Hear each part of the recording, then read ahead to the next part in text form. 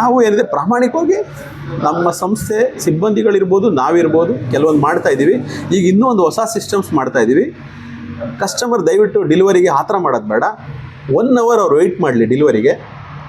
1 ಅವರಲ್ಲಿ ಪ್ರತಿಯೊಂದು PDI checkup ಅಂತ ಶೋರೂಮಲ್ಲಿ ಏನು ಮಾಡ್ತಾಯಿದ್ರು ಆ ಚೆಕಪ್ನ ನಾವು ಮಾಡಿ ಅನಂತರ ಡೆಲಿವರಿ ಕೊಡ್ತೀವಿ.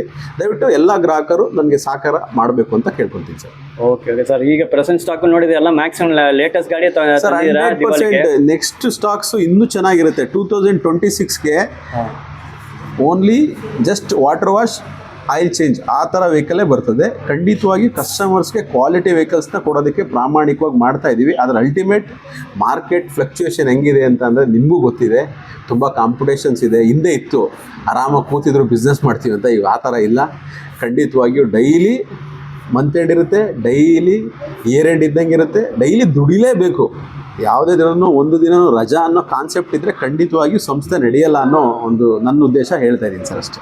Okay sure. Okay, thank you sir. Thank you very much. Anyway ಎಲ್ಲರಿಗೂ ಸರ್ ಅಡ್ವಾನ್ಸ್ ದೀಪಾವಳಿ ಹಬ್ಬದ ಶುಭಾಶಯಗಳು. ನಗ್ನಗ್ತಾ ಎಲ್ಲರೂ ದೀಪವನ್ನು ಬೆಳಗುವಂಥ ಹಬ್ಬವನ್ನು ನಾವು ಮಾಡ್ತಾಯಿದ್ದೀವಿ.